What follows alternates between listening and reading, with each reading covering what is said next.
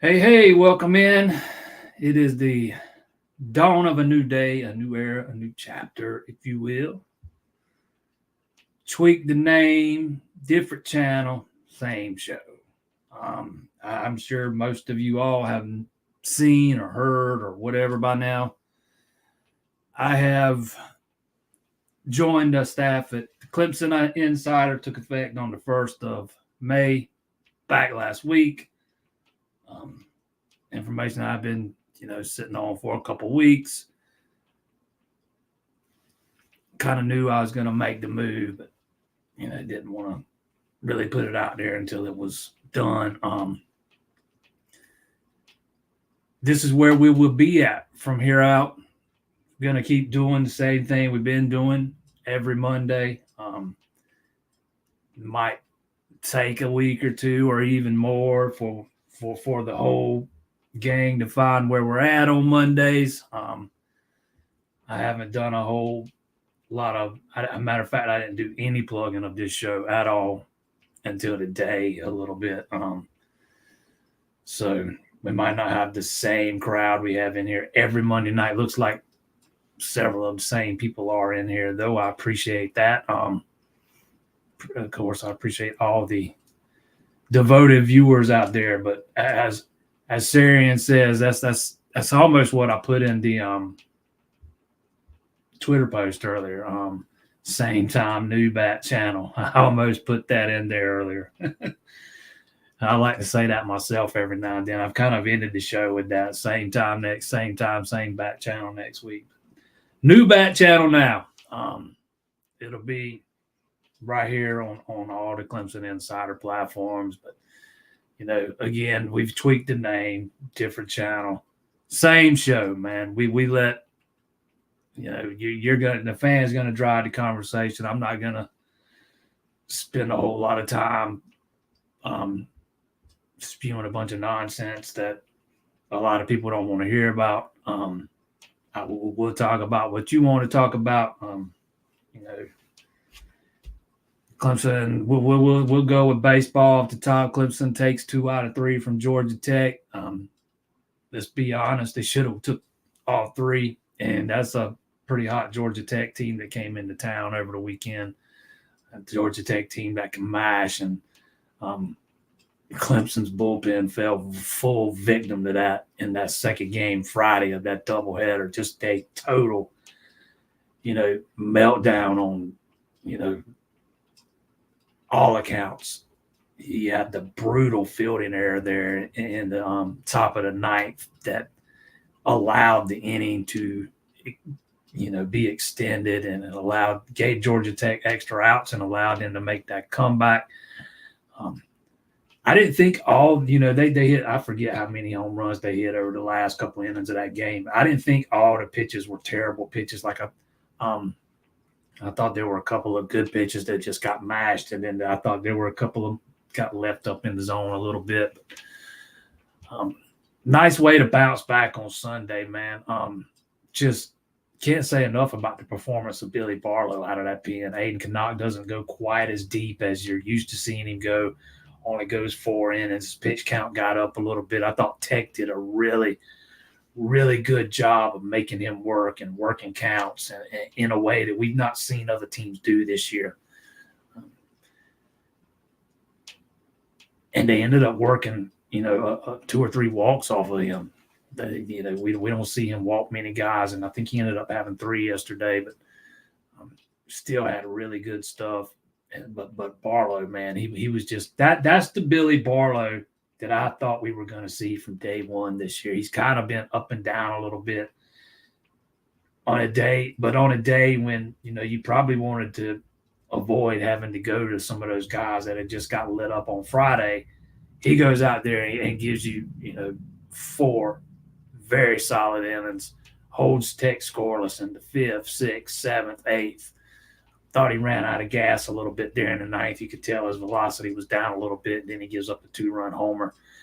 And then Jacob McGovern comes in and does what he's been doing all freaking year long, man, just putting zeros on the board.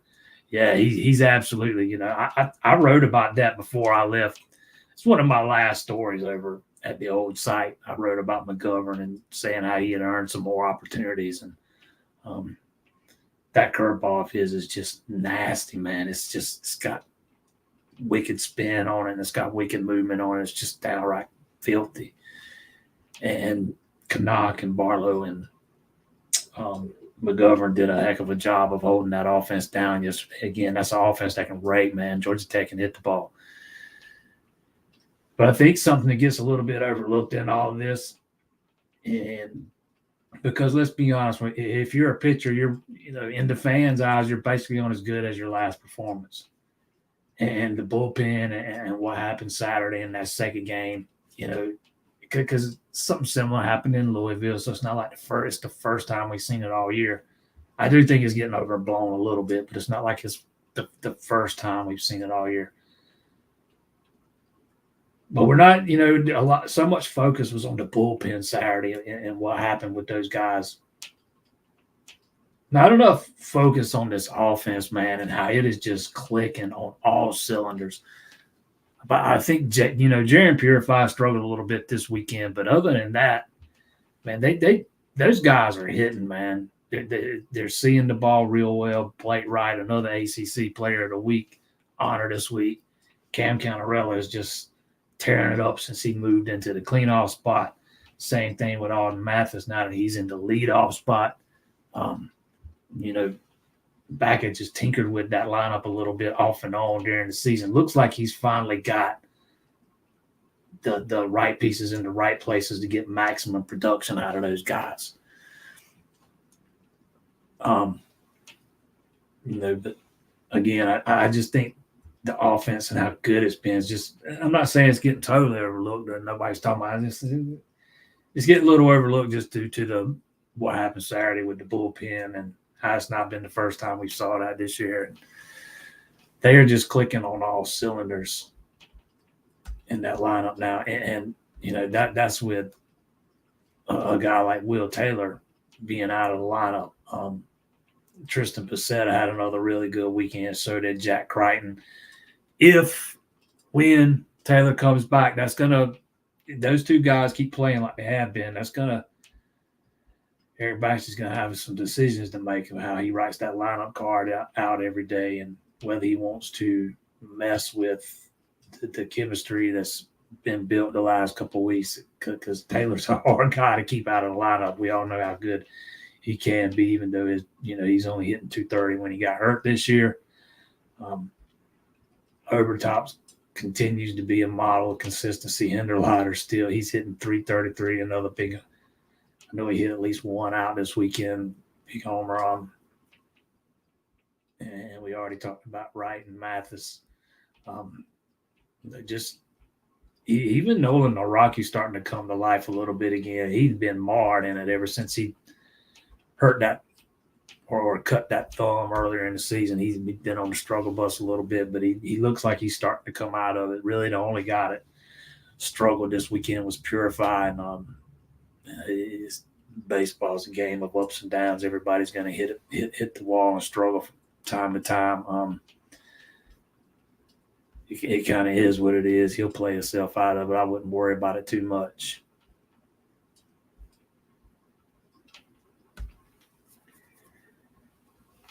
McGovern has earned some more playing time. His curveball is not. Yeah, his curveball is downright filthy, man. It is just it was fun to listen to Eric Backus kind of describe the way he throws yesterday, or let's say it was interesting to listen to. Backus during the preseason when they're doing the intra squads and stuff, Backus is the home plate umpire a lot of the times, or when they're doing certain workouts, and he was talking about how it's hard to see the way, due to the way he throws it in his arm slot, and he does kind of have a funky delivery there. But man, his balls just have really good movement on it, man. He was a really good pitcher there at Seneca in high school. I think he led the state in strikeouts a couple of times. I 100% agree. The guy doesn't do anything but put up zeros, period. I think he I think he allowed a couple of inherited runners to score one time, but nobody's scoring runs off of him. I mean, I know he hasn't pitched a ton. Matter of fact, he has thrown 7 innings, and he's not giving up a run. Again, he's let a couple of inherited runners score, but to me, that you can't knock a relief pitcher for letting some inherited guys score from time to time. The fact that he put zeros on the board is enough for me. And with guys like Clayton kind of being up and we talked about Clayton last week, and he hadn't quite been as up and down as I thought he had been once I started looking at his numbers. But his last 2 appearances, he got lit up pretty good against Louisville. Then he comes in against Georgia Tech, doesn't even record an out, and walks 2 guys and gives up a hit. So his last 2 appearances have been not so good. And McGovern's a guy that can give you, and I think he can give you a couple of innings out of the pen if you need him to. So if Clayton continues to struggle, McGovern's probably a guy they're going to lean on a little bit more than they have been so far this season. I mean, heck, even Reed Garris has had a couple of not so good performances. His last couple of times out, he gave up a long ball against Georgia Tech in that second game Friday. Pitched an inning and 2/3 against Louisville, 2 earned runs, 2 hits, and a walk. Walked somebody against Georgia Tech the other day in just 1/3 of an inning. So he's a guy that if Clemson's going to make a run in the postseason, he is a guy that's got to get back to what he was before those last 2 appearances, because he's been pretty dang good since he made his debut against UNC Greensboro. Missed the first couple of weeks of the season, and then he had been pretty. He had given up 1, 2, 3 runs in 1, 2, 3, 4, 5, 6, 7, 8, 9, 10, 11 appearances. 3 runs in 11 appearances, and then in his last 2, he's given up 5. He's a guy that was leaving some balls up in the zone. But having said that, early in his appearance, I thought he was getting squeezed a little bit by the home plate umpire. I thought he was on the bad end of some calls. And I thought after that's when he started kind of leaving them up a little bit more than he was earlier in the inning. Sometimes, how a game's called can affect the way you're pitching. I do think a couple of those guys got squeezed a little bit on Friday in that second game, and that can absolutely have an impact on where you're trying to your ball placement and stuff. Yes, Barlow's off-speed stuff was outstanding yesterday. I would agree that it's the best outing he's had all year. He's a guy that I thought was a candidate to start on Friday nights coming into the year. Because I had just heard how he had been so good last year, in the preseason or in the offseason before he got hurt. And they were expecting big things out of him last year. And then he pretty much misses all of last year. The couple of times we did see him, he didn't look anything like the guy he did in Monty's last year. That 4-inning outing yesterday, I think that was, considering the competition, he went 5 scoreless against Manhattan earlier in the year, but that's 2 different levels of competition. I would absolutely say yesterday was his best outing. Not a guy that's going to strike out a bunch of guys. He did have 3 yesterday, but only 1 walk, only gave up 3 hits, and one of those was the home run there in the 9th. And with the big lead, I was glad to see Backus let him come back out and try to finish it off. But it was it was pretty apparent he was starting to run out of gas.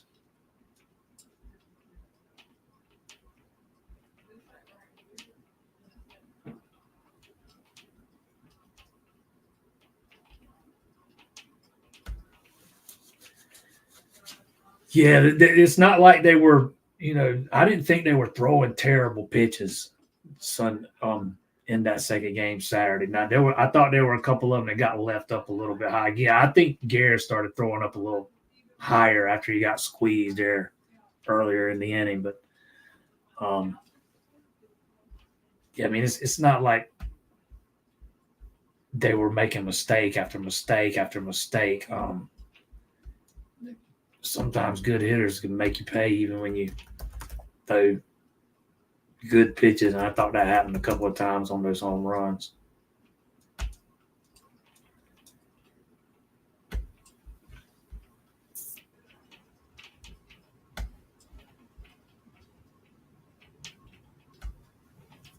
I don't know where Will's going to go.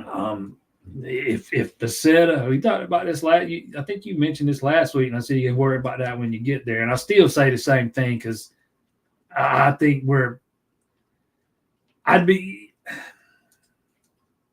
I think if Taylor comes back this year, if we're going to see Taylor again this year, Clemson's probably going to have to get out of a regional. It might be super regional before we see him. I don't know that. Just based on the fact I know he's got a broken bone in his wrist and he's wearing a little cast and had to have surgery on it. There's still 1, 2, 3, 4 more weeks until then. 4 more weekends of baseball till then. But let's say Becerra keeps hitting the way he's been hitting, and Crichton keeps playing the way he's been playing. Bakich is going to have a decision to make because Taylor absolutely gives you the better defense in the outfield. But Becerra's just he's been killing it, man. He has been really, really good since, Taylor went down. He had a hit. See, he had 2 hits in game 1, a hit in game 2, 2 hits in game 3, a couple of RBIs over the weekend. The last time he went hitless was in game 2 against Louisville. And he's had, if you go back to the Georgia game, 1, 2, 3, 4, 5 multi-hit games. 1, 2, 3, 4. 5 of them 7 games have been multi-hit games. So he is just absolutely raking, man. Just raking. So he's going to have a decision to make. And yeah, Rocky's not looked the same since, he got hurt earlier in the year, the cutting his hand or whatever it was he did. And you can't say it's because of lack of opportunities. Bakich has given him plenty of opportunities. He's just, it just took him forever to come out of it, and it is probably going to cost him some plate appearances as we go down the stretch. He's been better. Let's see. He had 2 hits. 3 hits in game 1, 2 hits in game 2, and another hit in game 3. So he's been better of late. He's had hits in 5 of his last 6. But yeah, he'll probably be one of the odd men out when Taylor comes back, because if you're going to use Rocky right now, it's pretty much got to be his DH. You're not replacing anybody on the field with him at this point.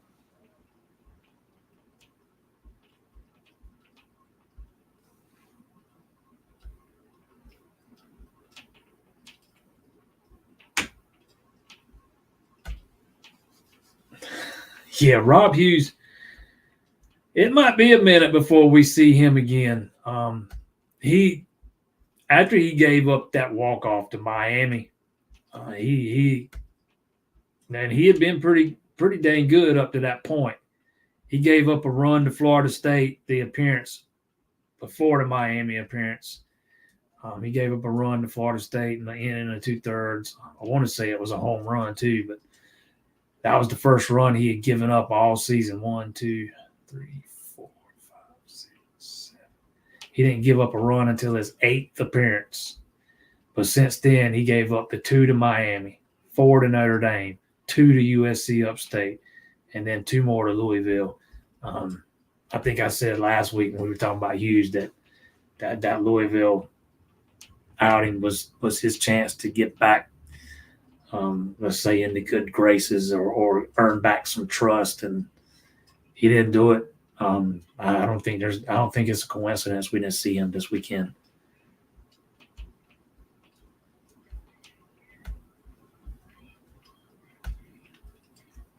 That is absolutely a prerequisite of Clemson making any kind of run to Omaha, in my opinion. If Clemson's going to make a run to Omaha, you've got to have 2 starting pitchers that can give you quality starts, consistently. And Tristan Smith was doing that pre-injury, but he has not done it since. He still doesn't look all the way comfortable out there to me. We saw an instance of him kind of, it looked like maybe he did just slip on the mound the other day. I don't know. Maybe he did when he ended up when he had that balk called on him. But the week before that, there was an instance where, he was just looked like he wasn't able to get his footing. Ended up grabbing at the back of his hamstring one time. Trainer comes out and looks at him. Let's just assume for a minute he's 100%. There's nothing bothering him. He's fully comfortable. I don't think he's got his timing back down on some of his pitches. He's never been a guy that's had absolute pinpoint control, but he had much better command before he sat out for a few weeks. He's kind of struggling to find it right now. He's walking too many guys. Heck, if you go back to the Louisville game, he pitched in, I think he hit 3 guys in that game on top of the walks. I think he ended up having 7 free passes total in the few innings he pitched. And then he had a few more walks in game 1 Friday. But if you're only getting quality starts from, one of your starters every weekend, man, your bullpen's just – it's going to get taxed every weekend. And one thing you don't want to do is get your bullpen taxed on Fridays or in the opening game of a regional. You need to get more out of him. Absolutely. I think you know what you've got, not assuming, he stays healthy and nothing goes wrong from here to the end of the season. But you got to get Smith back where he was pre-injury. I think that's one of the biggest keys to getting out of a regional for the first time since 2010, let alone any type of run through a super regional.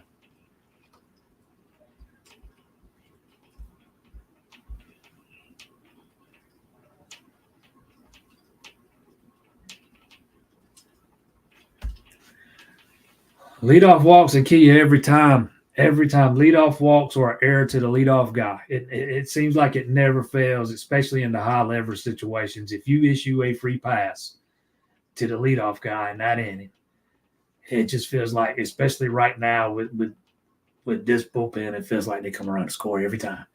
And we saw it again on Saturday. It's been an issue, and knowing what kind of coach Jimmy Bellinger is, I'd love to be a fly on that dugout wall when those guys are issuing those leadoff walks, or when he's having to come out to the mound after they've walked back-to-back guys on 8 straight pitches, man, because that is one thing that, if you can't throw strikes, man, you're not going to get a lot of opportunities with him. They chart those things, and you've got to be they chart them to the, down to the nth degree.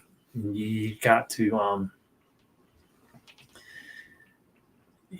if you're not throwing a certain percentage of strikes, you're probably not going to get opportunity to begin with. But if you're starting to walk a bunch of leadoff guys, your opportunities are probably going to be given, even if you're one of the more dependable guys and you start to walk leadoff guys and it's starting to become something you do on a regular basis, your opportunities are probably going to be limited because that's I know that's something he cannot. He just eats him up, and for rightfully so, man. Leadoff walks could kill you.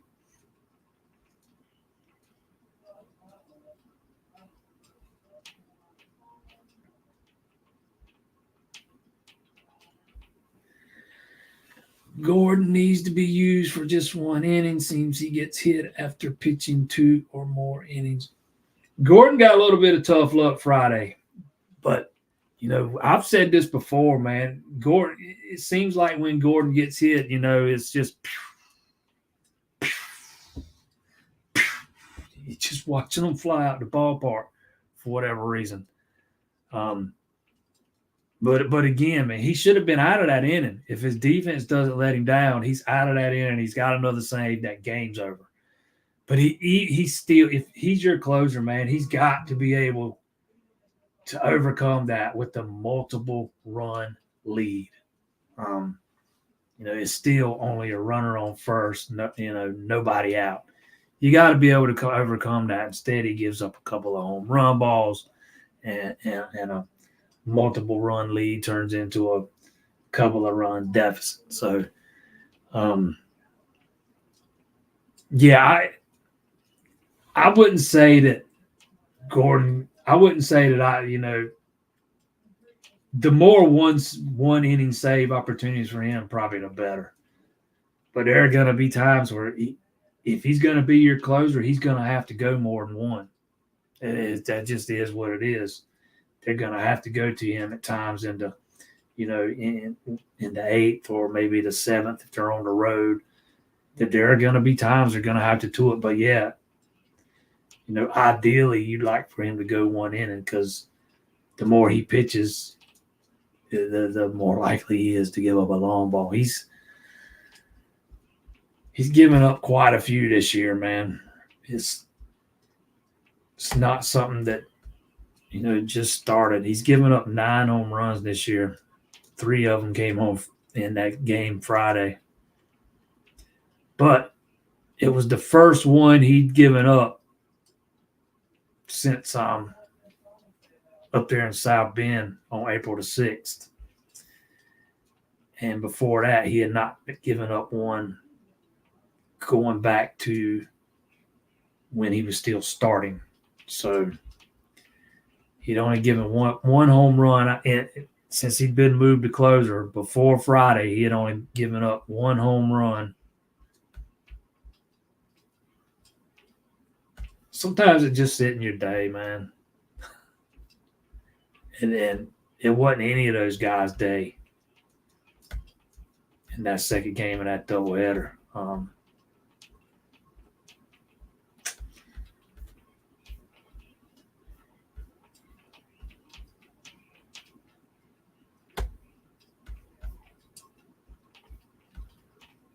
Heck, even Titsworth gave up a home run that day, and that's something we've not seen him do. I think that was the first home run he'd given up all year long.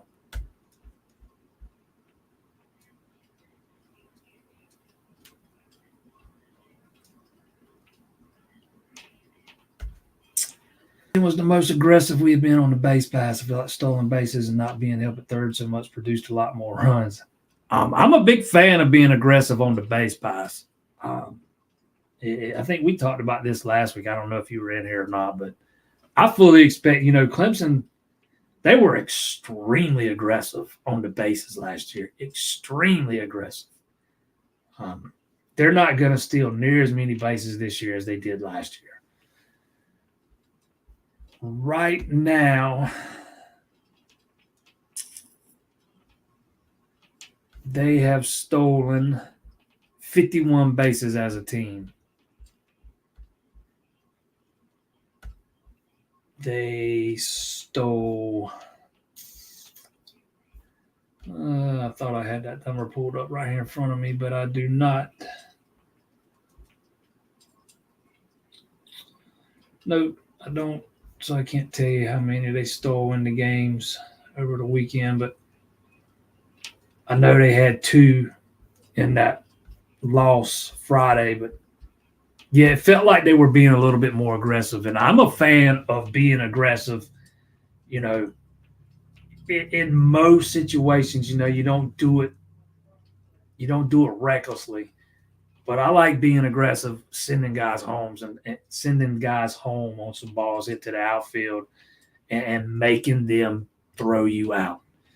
You're gonna get it, and when you do that, you're gonna get thrown out from time to time. But make them make the throw, man.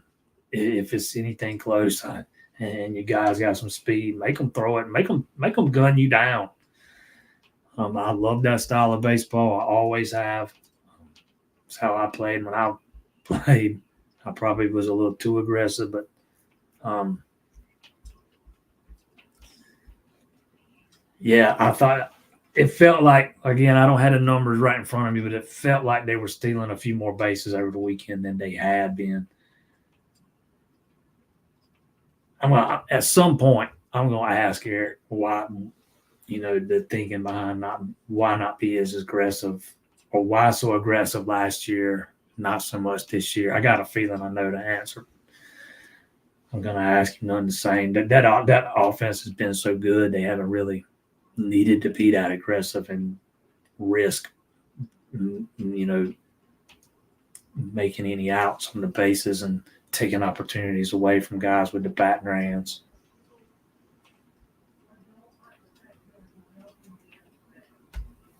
Yes, I tend to think confidence is playing a part in what's happened with Rob Hughes. Absolutely.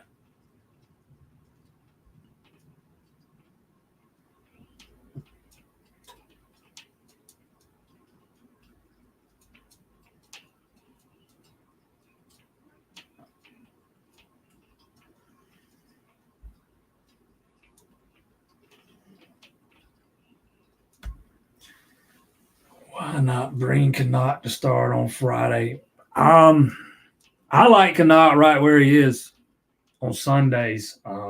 He's, if you look at the whole season, he's been your best guy.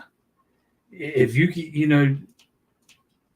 they're fully expecting Tristan Smith to be back to what he was by the time the postseason rolls around. When you've got Connacht going on Sunday, you've got the guy that's been your most consistent pitcher.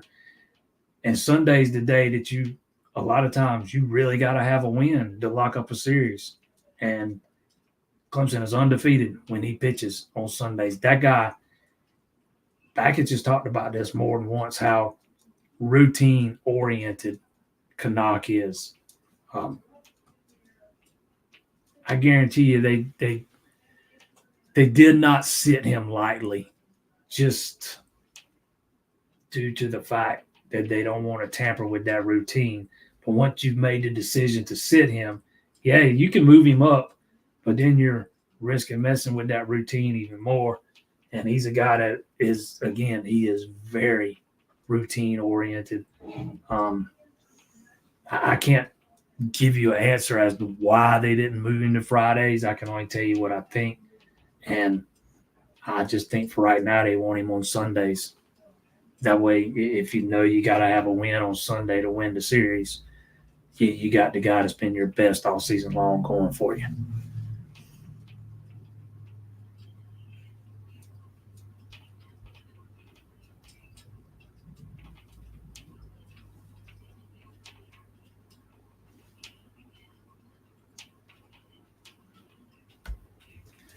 Yes, Gordon does. He leaves some balls up a little, and you notice they are. They say football is a game of inches, but so is baseball. Really, if you just leave it just a hair up, and I think Gordon does that sometimes. He leaves them just a hair up, and they get deposited in the outfield seats somewhere.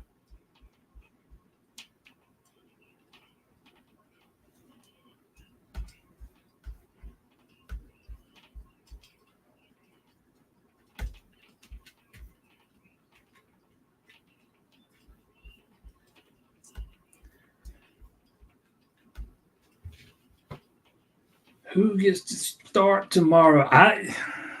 They They didn't announce it today like they typically do, but I would lean towards Marshall. He only threw 2 innings on Friday. It's not like he had a big old workload. Don't have his pitch count right here in front of me, but he only allowed 1 hit. He only faced 7 batters. It's not like he threw a ton of pitches over those 2 innings. So I would guess him, and if not him, maybe Joe Allen. But it's going to be no matter who starts outside of Marshall. Marshall's a guy that can probably go and give you a few if that's the route they chose to go. But other than him, no matter who it is, it's probably going to be a lot of relievers throwing tomorrow.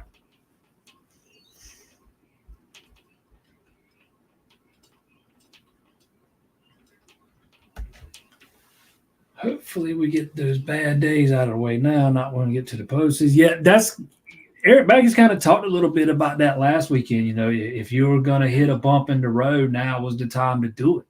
If you were going to face some adversity, now was the time to, start facing it. And the way they lost that game Saturday, it would have been, Friday, second game. And I'm probably going to say Saturday a couple of times here because I'm used to game 2 being on Saturday. But the way they lost game 2 on Friday, it would have been easy for them to kind of, and it might have been fortunate that they had a day off the way they lost that game. Although, having said that, this team's been really good about, bouncing back and, not dwelling on the past and focusing on what's right in front of them right then. So, this team's been really good. They bounce. You got to like the way they bounce back. And they didn't waste any time doing it. They came out and put it on Georgia Tech early in that game yesterday. A run in the first, 3 more in the third, 3 more in the fifth. They were up big, by the middle of the point of that game. And it's just so many times this season we've seen them take a couple innings to get going, and by the time they get going, they're having to come back from a deficit, and they end up having to need a comeback to win. I think how many comeback wins they got now? What is it, 19, 18, something like that? I don't know if they've hit the 20 mark yet, but it's a lot of them. And but yeah, I do think if you're going to hit a speed bump in the season during the season, now is a good time to hit it. You much rather hit it now than 3 weeks from now once you get into regional play. You would hope, all teams want to be playing their best by the time that point in the season rolls around. And if you're Clemson, you're hoping you didn't peak too soon. Yeah, Purify's definitely a spark plug, man. If you just look at his numbers, they're not going to blow you away. He's hitting 261, which is, he got that average right. He was just about to get over the 300 line, and then he kind of, I think he went hitless all week. I don't think he had a hit all weekend against Georgia Tech. And now it's back down to 261. But he's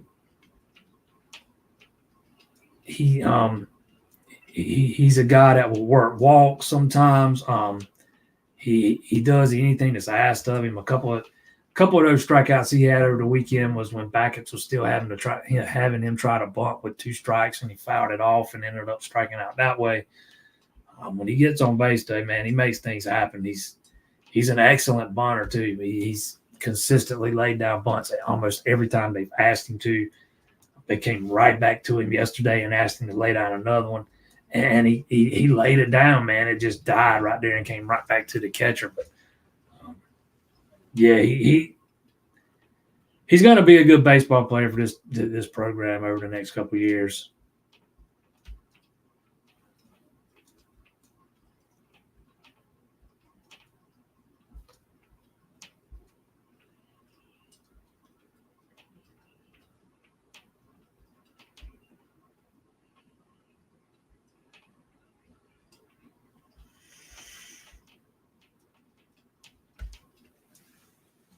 funny that we all complain about the bullpen, yet Clemson is the best pitching staff statistically in the ACC. Yeah, I think it's. I think I said earlier. I thought it was a little. It's gotten a little overblown because we've seen it a couple of times in the past couple of weeks, and sometimes with release pitchers, you're only as good as your last outing indicates.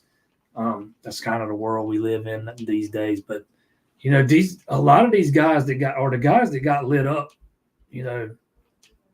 in that second game on Friday have been pretty good for Clemson out of that pen this year. Again, Garris has had a couple of rocky appearances lately. Clayton's had a couple of rocky appearances, and both those guys had strung together a bunch of really good appearances. So that when you see them have back-to-back bad outings, it catches your attention. But yeah, this bullpen's not been as bad all season, from beginning of the season till now, as some people are making it out to be.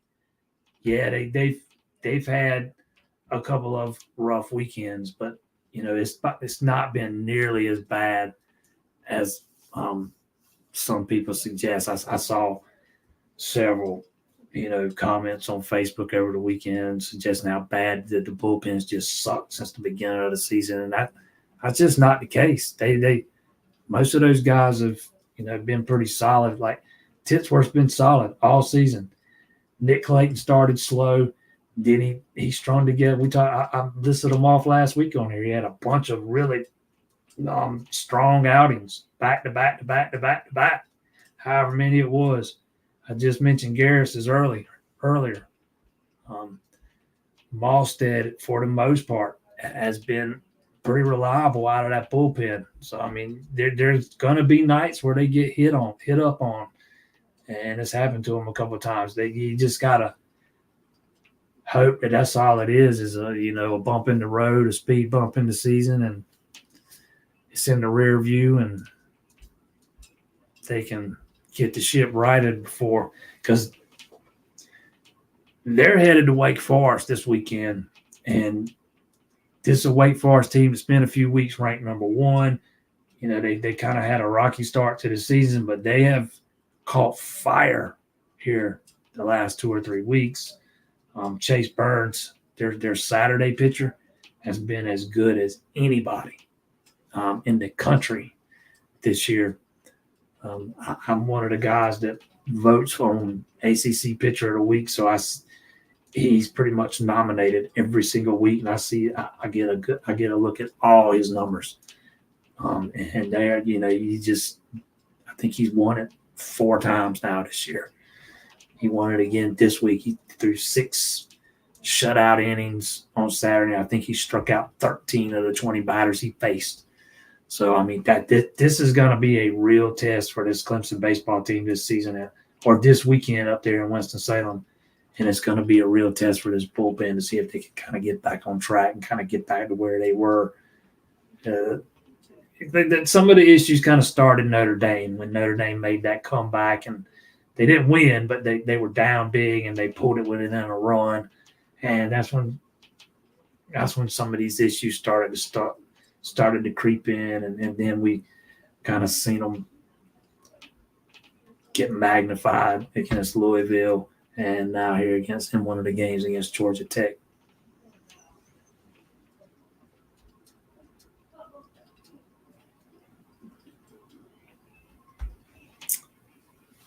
Why has Clemson football been able to send elite defensive players to the NFL, but has not been as successful with offensive players? That's a pretty easy one, man. Number one, the talent level on offense is falling off. Clemson, after having Trevor Lawrence and Deshaun Watson before him, and I know you had Kelly Bryant sandwiched in there between the two for a year, but that was 6 years of generational type play at quarterback. 2 first-round draft picks. Then you miss on the guy that was supposed to follow Lawrence and not be much of drop-off in production. And DJ Uiagalelei, he's still playing college ball. Cade Klubnik is not where 99% of us thought he would be at this point in his career.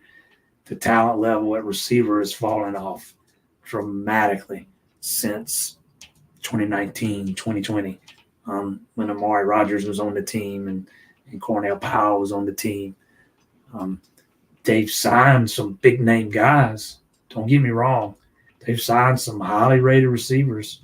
Frank Ladson, E.J. Williams, Bo Collins, Takari Collins. Those were all big-time get wide receivers. But they just didn't pan out. And E.J. Williams is at another school, and he's still not panning out. Frank Ladson has gone on to play for multiple schools, if I'm remembering that right. Not panning out there either. Takari Collins went to North Carolina State last year. I don't think he ever cracked the two deep. So, I mean, it's not like it's just a Clemson not being able to develop guys. Because if it was just that, you'd see some of those guys start to get developed at other places. I just think the talent level's falling off. Clemson used to be wide receiver U. They're not anymore. While injuries have played a big factor in the lack of production at receiver, so has the drop-off in talent. I do think, the staff's done something to address that in the past class or two. You know what you got in Antonio Williams. You know what you got in Tyler Brown. You know what you now know what you can have in Troy Stellato if he stays healthy. But those have kind of, they're more of your typical slot guys, and I know Clemson plays them on the outside some, but if you just look at them, their body type resembles more of the typical or the prototypical slot guy. Clemson just hasn't had one of those alpha dogs out on the outside. I kind of thought Bo Collins could be that guy, but it just didn't work out. I thought Takari Collins could be that guy. He didn't stick around long enough to see if it could work out. E.J. Williams, Frank Ladson, two immensely talented guys. It just hadn't worked out for them. Now you got two other guys coming in this year who probably have higher ceilings than any of those guys I just mentioned, and T.J. Moore, Bryant Wesco. We'll see if one of them can become that guy. I mean, you've not had that guy since Mike Williams probably. Had that big outside target who could, kind of put the offense on his back and carry you for, a drive or two when you need it the most. I think that's, outside of the quarterback play, I think that's something that Clemson's really been missing. But, to answer your question is talent, talent, plain and simple.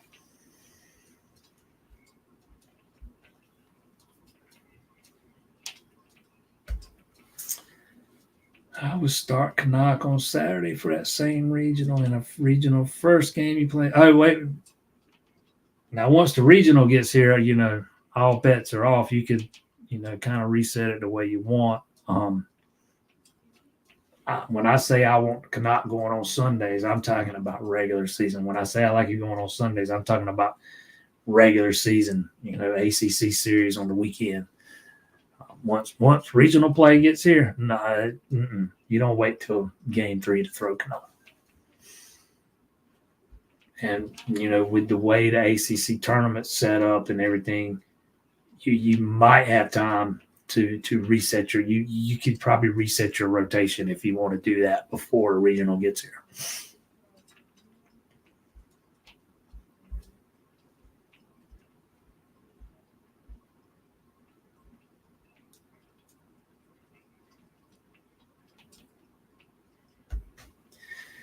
Spite of all these critical comments, this is a really good team with some real studs. We haven't had players like this in a long time. No, I think this team's capable of making it Omaha. And again, like I said a few minutes ago, I think some of the things with the bullpen's getting a little bit overblown a little bit. And you know what? It might turn out that this bullpen has kind of lost it. And, they get beat up on. This coming weekend, the weekend after, and the weekend after that. We'll see. But as we sit here today, I think it's getting a little bit overblown. For the most part, those guys have been pretty good. Have they been elite? No, but they have been plenty more than good enough when combined with what you got on offense, because that is a dangerous lineup. Once you get into postseason play, you're going to start seeing better pitching.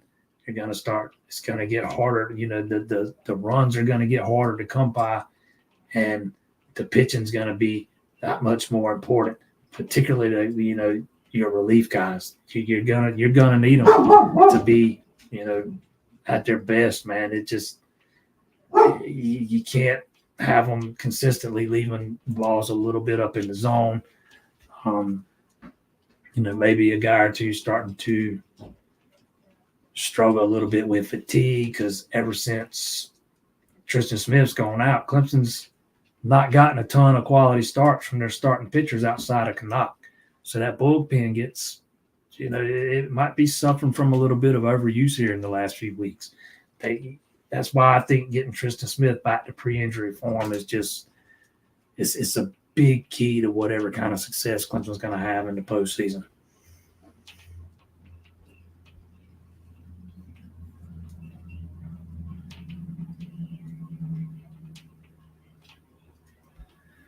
All right, you're going to have to refresh my memory. When I'm trying to remember about a flat tire. I don't think I had one of them recently. But yeah, we used to have a segment on one of our shows where we just talked about my bad luck. That's for sure, because it tends to live in my household, and it won't move out.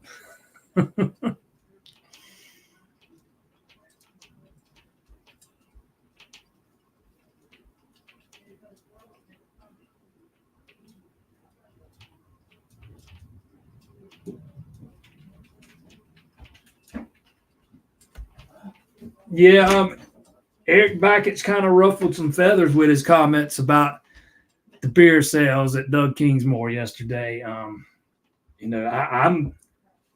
not a big fan of the idea of selling beer at alcohol at football games. Although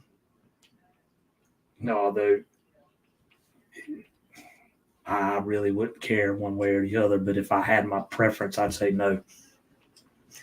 I'm a little more torn on the baseball side of it. I've been to games at Founders Park, Doug Kingsmore. I've been to a lot of different ACC stadiums over the past few years. I've been to Coast. I've been to a bunch of baseball games at Coastal. The crowd at Clemson, it's an older crowd, and what I'm about to say, I'm comparing to. Well, and I don't even never forget that. It don't matter. It's an older crowd at Clemson. They're a little bit more laid back.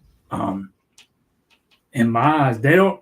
If you compare the crowd Founders Park to the crowd at Doug Kingsmore, they're very different. Doug Kingsmore gets loud sometimes.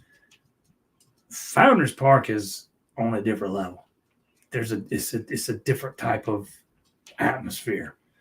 And I just think that's all Backett was talking about. He'd like to see it a little bit. I think the word he was used was he'd like to see it a little more rowdy than it is. So that's why they kind of brought in some of the music. And I know a lot of fans don't like all the music, especially we like the party song that they play late in games when relief pitchers are throwing balls. Every time a relief pitcher will throw a ball, they'll play that "We Like the Party" song. But it's tend to work. It's had some success, with the opposing pitchers far more often than it hasn't. So that's why they keep going back to it. Again, I know that the crowd at Doug Kingsmore is a little bit older and been around a lot longer. My age, I'm fixing to turn 50. So my age and a little bit older, that's kind of your typical. A lot of the typical fans out of Doug Kingsmore. So I'm a little torn on the beer sales there. I do think baseball could benefit from having the extra stream of revenue, because I know that they have really struggled to when it comes to fundraising for NIL and stuff. And there might be a way that you could work some alcohol sales into NIL funds, then I'm all for it, because that right now under this model, that's how you're going to attract better talent.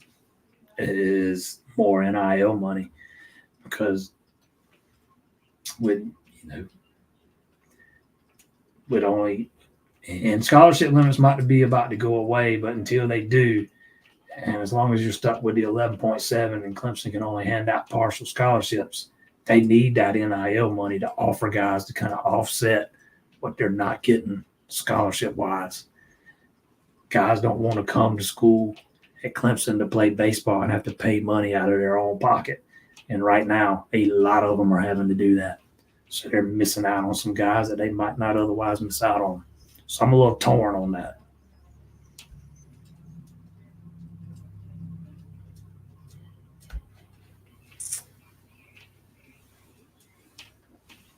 Sorry I'm late to the show. Have you heard anything about how the football summer is going?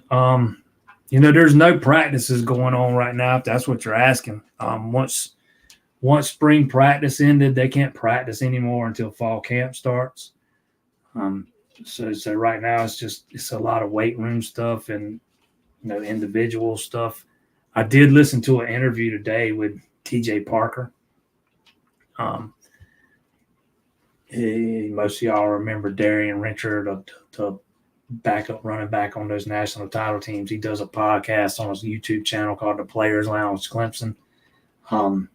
They do it to help raise NIL money for the 110 Society to be, since we're talking about NIL. But he had TJ Parker on a couple weeks ago, and TJ Parker was talking about how there's a little bit, there's a little bit different feel around this team right now coming out of the spring, that guys are a little more locked in and dialed in. There's a lot of guys putting in a lot of extra work and being there on the weekends, and some guys have actually even canceled some vacations so they can stay on campus and get in work in the weight room and stuff. That's the kind of things you want to hear. But other than that, there's not really a lot to talk about right now, because it's that there's no practice until fall camp starts up later in the summer. Is Olenchuk injured, or are they just not using him? Oh, he's hurt. Even if he wasn't hurt, I don't think he was a guy you were gonna. He might. We saw him once or twice before he got hurt, but it was only in they weren't in high leverage situations. They were, if I'm remembering right, they were both in games. Clemson was down big and they needed somebody to eat some innings, or either they were up real big and needed somebody to eat some innings. He wasn't going to be, one of the main players out of that bullpen before he even got hurt. But yeah, he is hurt. When I went up there, when I was up there in the preseason watching some of the inter-squad scrimmages, Olenchuk was DHing in fall ball and the preseason. He can hit the ball.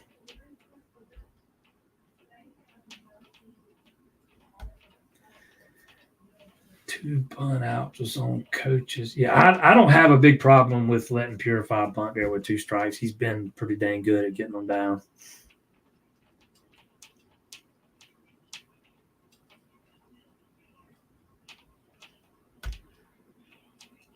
What's our record when scoring first? Hold on, I think I got that pulled up. I think I might have that right here in front of me.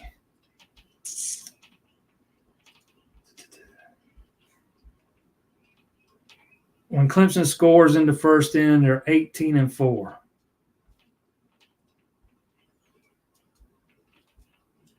When opponent scores in the first inning, they're 12-6. When Clemson scores first, they are 20-3. When the opponent scores first, they are 16-7.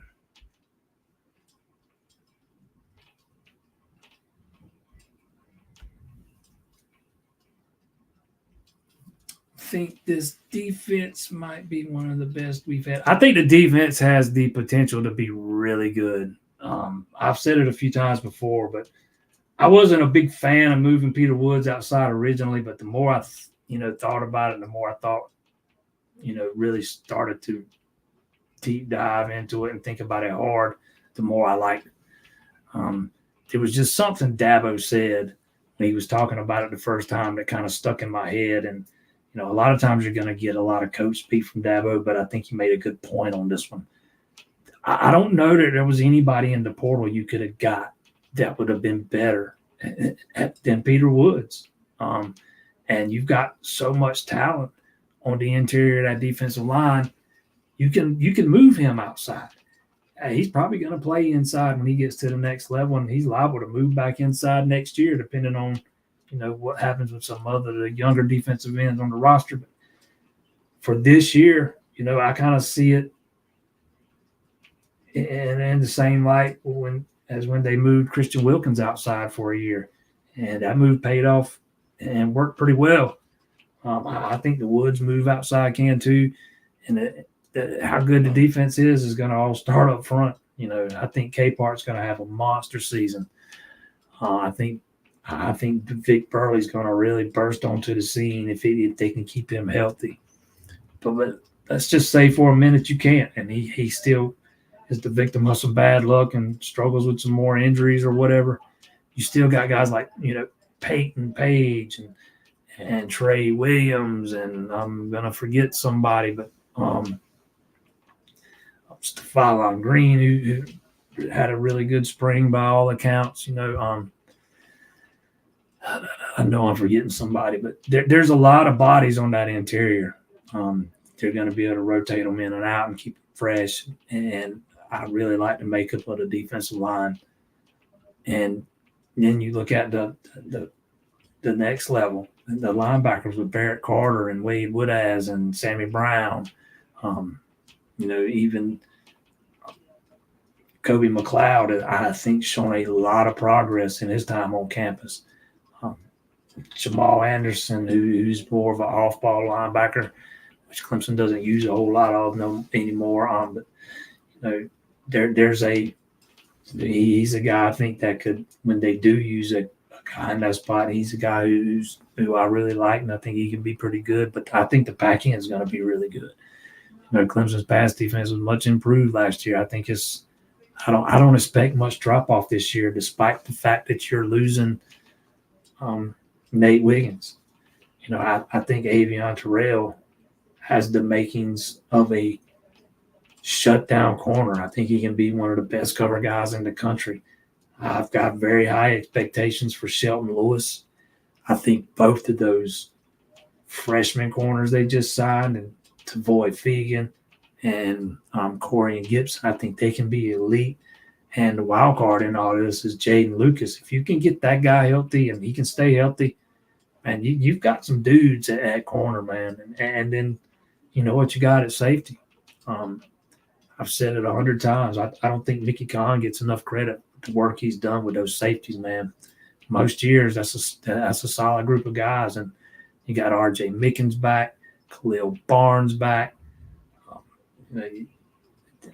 It's just that's another spot they got a little bit of depth in. I don't know if I'm gonna say it's the best they ever had, but I think it's gonna be pretty good.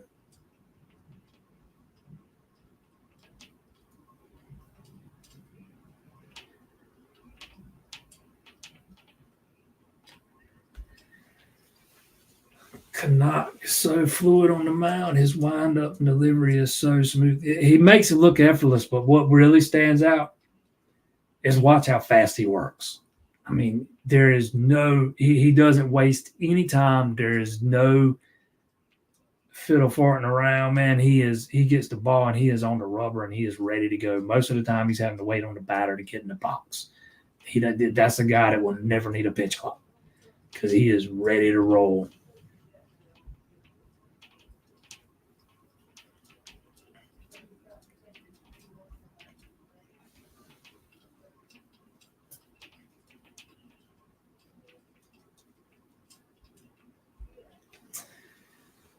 QB signed for next year has regressed in the ranks. Well, he didn't play last year. I don't. If he did, it wasn't very much. He was hurt, and he is transferred to a new school so he can play against a little bit better competition up there. But I wouldn't I wouldn't. Again, I don't put a whole lot of stock in those rankings sometimes, man. I get it. He didn't. There's a reason to drop him. He didn't play. He was hurt last year, barely played. So it's not illogical to drop him down some, but that guy was impressive at camp last year, man. He's got a good arm, man. He's got a good lively arm, and he's got the arm strength, and he's still got another year to grow. Let's see where he is, a year from now, or at the end of the season. Let's say at the end of the senior season, not a year from now.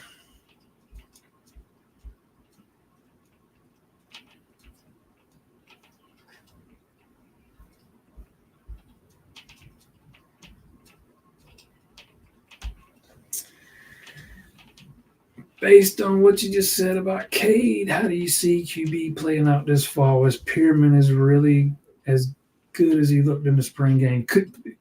Pearman is a baller, man. If he was a little bit bigger and had a little bit bigger of an arm, he'd have got some more recognition and some more attention coming out of high school. He's just a little undersized. His arm's not all that strong. But there have been a lot of quarterbacks who have been a little undersized, who didn't have the big, strong arm, who have gone on to have plenty of success. I can tell you this. There wasn't a coach on that field who was surprised by what Pearman did in the spring game. They've been seeing it since he was a quarterback in Daniel. He won back-to-back Player of the Year, Gatorade Player of the Year awards in this state as a junior and a senior. He's a really good player. I think he did enough to at least warrant the conversation of opening that competition up behind Cade Klubnik. Because I know we heard a lot of good things about Chris Vizina throughout the spring. We just didn't see him on that day in the spring game. He kind of still looked like the guy we saw last year.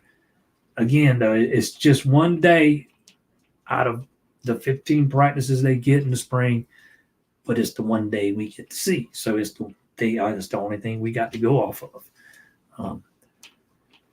I still think there's Vizina's got a lot of talent. He's got he's got all the tools. He's got the big arm. He's a lot more mobile than he looks for a guy. For a guy his size, he can move around really well. He's got the big arm. He's pretty accurate. He was just raw when he got to Clemson, and fortunately, they don't need him to come in and start right now. How do I see QB playing out? I think Cade Klubnik's the guy. I don't think there's any question about that. I think he will be, unless he gets hurt or unless he goes out there and just throws 3-4 interceptions in back-to-back games.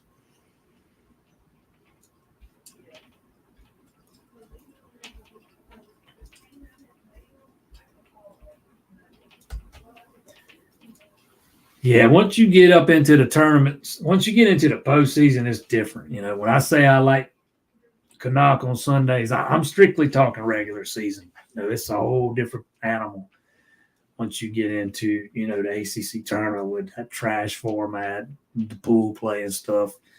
Which, if we're being honest, if you're going to make a deep run in the ACC tournament, it's probably a good thing it's not double elimination. It probably saves you a little bit on your arm. But from a fan perspective, man, pool play just sucks. I know Eric doesn't like it either. He's said that publicly before.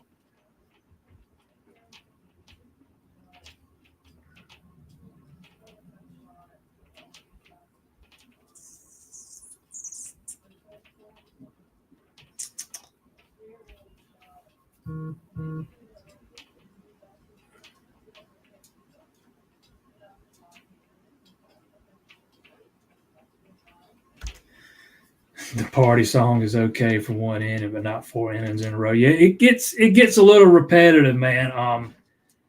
They should have the two. They always have the 2 balloons to go along with it. Those have kind of been MIA for most of the season. We saw them a lot last year, and I've seen them a handful of times this year, once or twice maybe, but not like we did last year. It's I don't know why. It could be a money thing, to be quite honest, but yeah, that's something that's been a little bit different. But excuse me, this year compared to last year. But that "We Like to Party" song, man, it gets, especially for a guy like me, older guy that's not really my genre of music to begin with. It starts to get a little too much at certain points.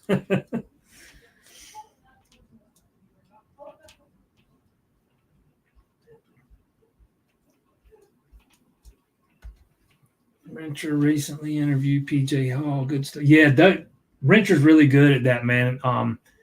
He was on the red carpet for the NFL draft doing interviews. He's starting to carve out a nice role for himself. All those I've been trying to dig into. I started digging into some of those player lounge interviews today, and there's some really good stuff in there. The TJ Parker one was really the first one I watched from beginning to end.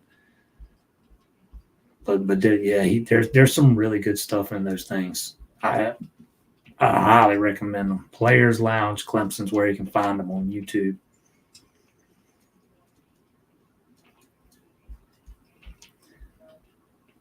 Man, I cannot thank everybody enough.